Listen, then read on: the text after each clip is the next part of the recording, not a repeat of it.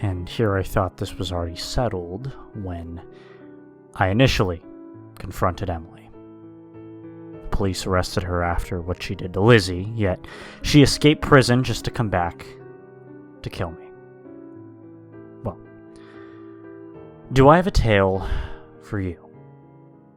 After the events that took place from that hellish circus, which her parents found out would happen to Emily and to their little Lizzie, you couldn't believe how their mother cried when they got the news. Both of them were very devastated, and, as much as I wanted to tell them what really happened, I knew for a fact that they wouldn't believe me. Plus, their father really never liked me anyways, and their mom always criticized me for everything that I did in my life, so, let's just say that I let it be. With Emily being arrested and in prison, which of course, I didn't show up to the court hearing because no one was going to believe me if I told them. After a week of summer break, the story then hit the whole campus. There were people talking about how, some knew her and thought that she was weird at first, and some believed and supposedly knew that she was crazy all along, but that they didn't know the real story of how all this came to be. Where do I start? Shit.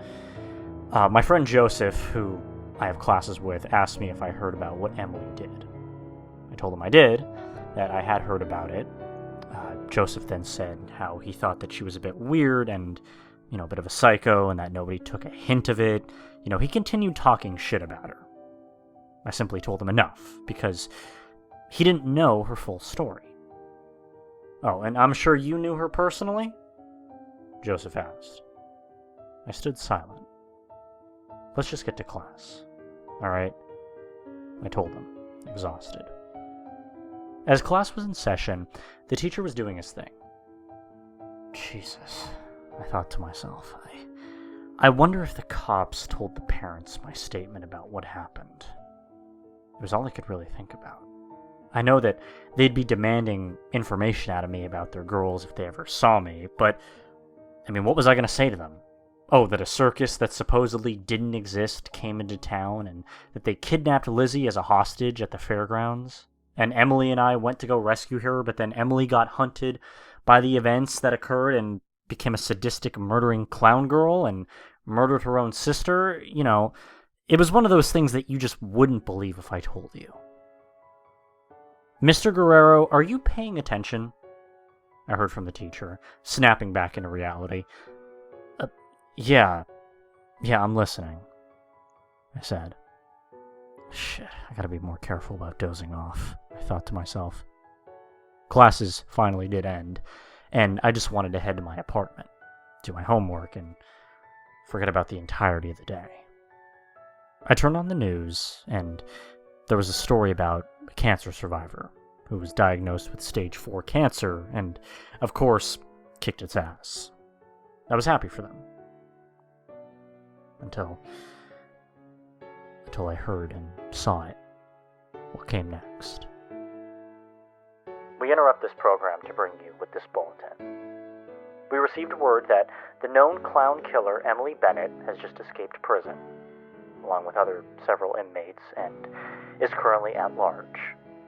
Emily Bennett was tried and convicted of murdering her young sister Elizabeth after her escape from the police, and we have investigated around her cell to know if there was any information to where she might have went.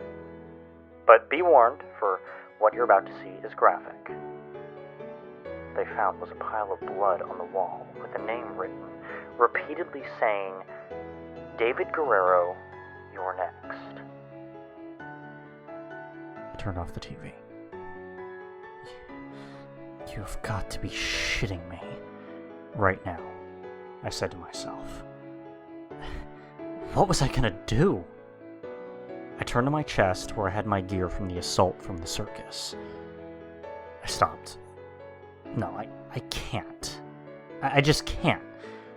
I tried to get some sleep after that. The next day was a Friday. Let's see how this day would turn out, I said to myself, getting in my car and driving to the campus. And little did I know that it was going to be hell.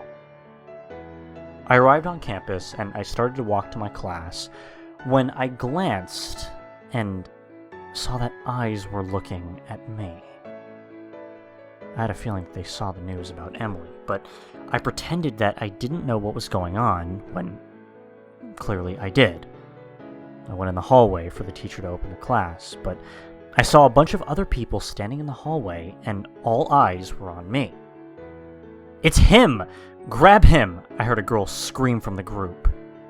"Oh, shit, they know," I said in my mind. I then saw each and every one of them charging at me. I had to make a break for it to my car, so I ran through campus and I felt them gaining on me.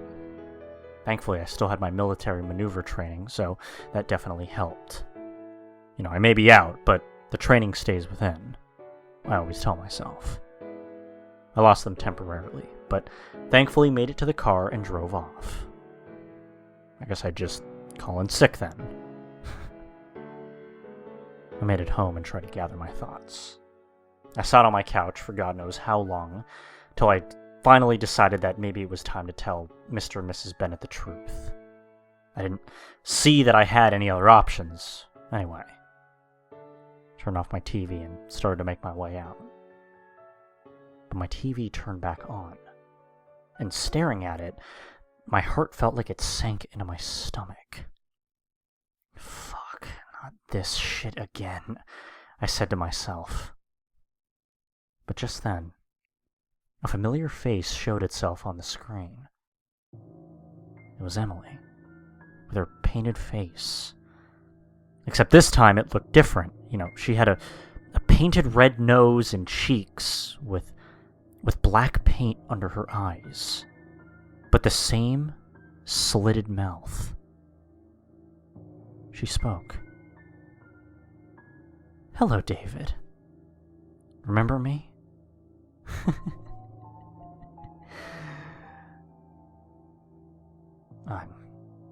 I'm guessing you can hear me from the screen. Just like that other clown not too long ago, huh? I said to the TV set. And she nodded yes. "You've got a lot of nerve showing your face. Alright, I should have fucking ended you when you murdered your own flesh and blood in your own damn house!" I screamed at her.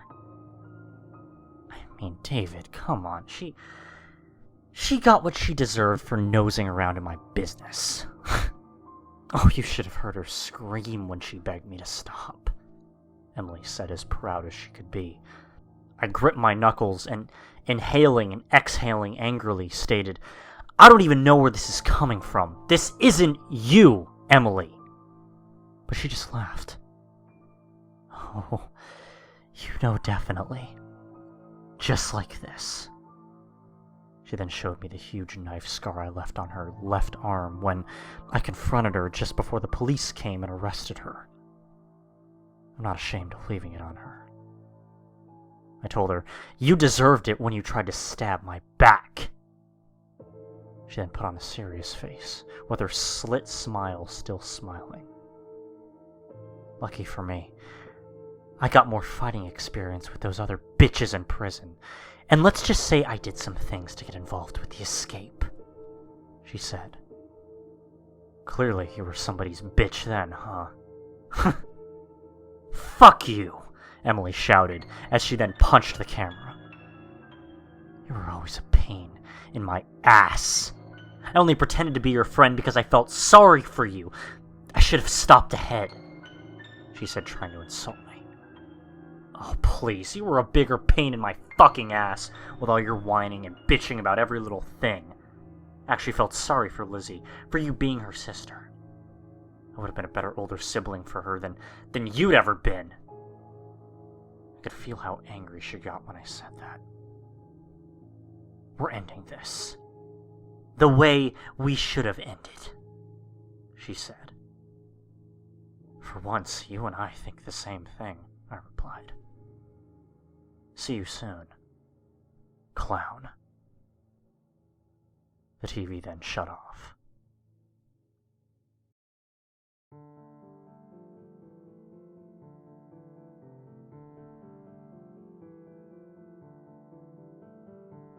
As I was sitting on my couch, I then heard a sharp knock on my door. I was cautious about opening it, but I peeked through the peephole and I saw Joseph. I had the latch on and closed it to open the door. "Are you here to turn me over to the police as well?" I told Joseph in a harsh tone. "No, bro. You know me by now. I wouldn't betray you. Trust." At first I wasn't too sure, but deep down I trusted him before, so I believed him. Let him inside. "Damn, bro, the whole school is talking about you and Emily. What's really going on?" I sat down trying to think of what I was going to tell him. "Is there something you're not telling me?" Joseph asked. Yes. Okay, yes, there is. What I'm about to tell you is the truth, and man, you gotta believe me on this, okay? So what happened was, before the summer break began, Emily and I were at her house. I then explained the whole story to Joseph about Emily, Lizzie, the circus, everything that turned out to be a hell trap for Emily, her sister, and I. And all he could respond with was, "Jesus Christ, David." I know. And right before you stopped by, Emily hacked my TV, and we exchanged words. Now she wants to end me once and for all. Damn. So, I guess I was right about her being a nut. He said jokingly, but right now that wasn't making me smile. Thing is, though, I don't even know where exactly. Just then we heard police sirens nearby. "Oh shit, they're coming for me," I shout, but then the police sirens. We both went outside, and to our surprise, the direction of where the police went was the college campus. "Joseph, turn on the TV, channel 11, hurry!" Just as I told him, we then saw what brought the news. "We interrupt this program to bring you this bulletin. The escaped convicts that escaped prison not too long ago had been reported, spotting at this campus, right behind me. We believe Emily Bennett is leading this assault. We are now seeing the police have captured 3 of the 6 convicts, but not one of them was Emily Bennett. Hold on. We're just getting word that a fire was just lit up on the college football field. Apparently there are words in flame. It's a bit hard to read what it says. Hold on. It's becoming a bit clearer. Okay, I think it says, 'Let's finish this where it began.' Let's finish this where it began. I don't know exactly what that means, but I think it was meant for this David Guerrero," the reporter said. "Bro, do you know what that means?" Joseph said as he turned to look at me, and saw me grabbing my gear from the chest box. Unfortunately, yes. Yes, I do know. I opened up the chest box with the gear from the last fight. "Dude, you look like you're going to war." "Trust me, you haven't seen what I've seen. This will be her last fight." "Well, wait, where are you going?" he asked. "I know where she's going, and I know that this ends tonight." "Well, I'll call the cops to help you get her," Joseph said while getting out his phone and turning his back. I knew what I had to do so that he'd understand, 1, why I did it, and 2, maybe forgive me. "Well, then, I'm sorry, friend," I told him. "Sorry? Sorry for—" I used a sleeper hold that I learned from a friend of mine in the army. It was a quicker way than the original way, and he was out. I then geared up, got on my motorcycle, and made my way to where it all started, and where it all would end. The Oak Fairgrounds. As I got there, I saw that the burned-out grass of the Outlines tent were still there. I can still hear Uncle Joey and those freaky other clowns scream as the fiery depths of hell consumed them. I got off my bike and made my way down, and it looked like there was another outline of a circle. I continued on, now seeing Emily sitting crisscross. I walked towards her. "Oh, nice mask. Is it new? Emily asked rhetorically. We're gonna end this right now, I said. Oh, it will. It will, but what's a good fight without an audience? Emily asked. She then clapped her hands twice, and out of the shadows I saw two other people emerge. Friends of yours? I asked. You could say that, okay, but don't worry. It'll still be a fair fight. She then lit up a match and threw it on the ground, and out of the ashes, the flames formed yet another circle. A ring of fire. Clever, I told her. She cracked her knuckles, and I cracked my neck back. I then got out my old K-bar, and as she got her knife out as well, she beckoned. Does this look familiar, David? It was the knife that she used to kill Lizzie, filled with Lizzie's fated blood. And that just fumed me even more. I had one of my pistols on my side, the other was on my bike, with one bullet. I was saving it for the very end. Emily then ran towards me, as did I, and we collided. All hell broke loose as we punched and swung our knives at each other, clanging here and there, left and right. She tried to stab my eye out, and when she thought she got the upper hand, I kicked her off. Emily screamed with rage in her voice, grabbing my throat, and let me tell you, she must have been doing one hell of a workout in prison, because her grip really hurt my throat. I used my K-bar to make a cut on her arm, and she let go. I could barely breathe, but I fought through it, and when things weren't bad enough, I got hit in the back of the head by an object, and I blacked out. When I came to, I knew it was one of her friends. They held me by my arms, and Emily held her knife to my throat, looking into my eyes as if she was reflecting the memories of the past. You know, David, I didn't mean what I said to you through the camera. When I did first see you all those years ago, when we were just teenagers, I thought to myself, what a loser. He'll never have any friends. But when we had to pair up in our history class, getting to know you more, I really misjudged you.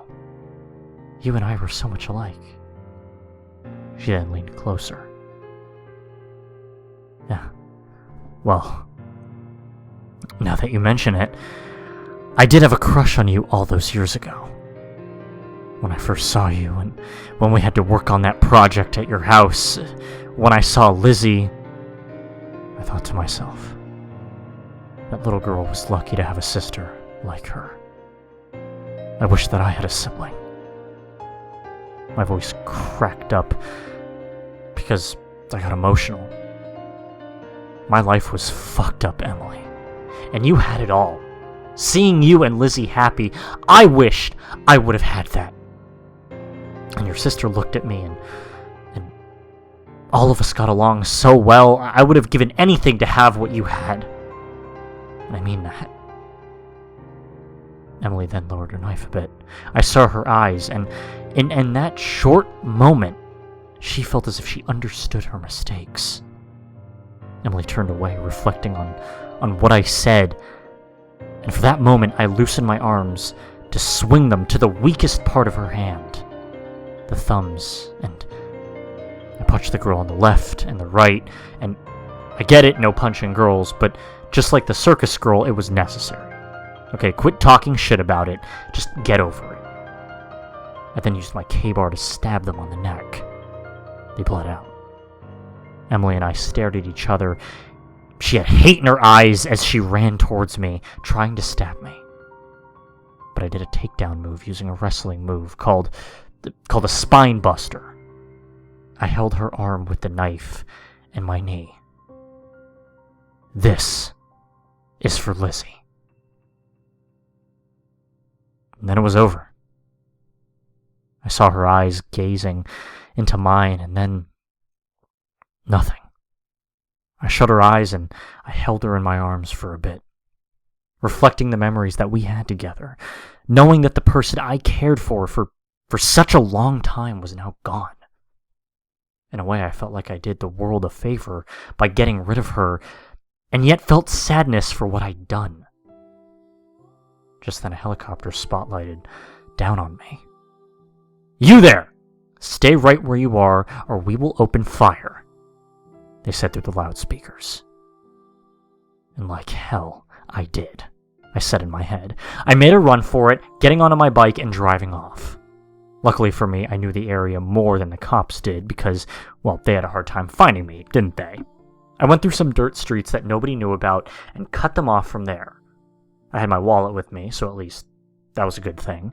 I knew that the cops would be at my apartment, so I didn't go back there. As far as I know, it's been about 3 days as I'm saying this.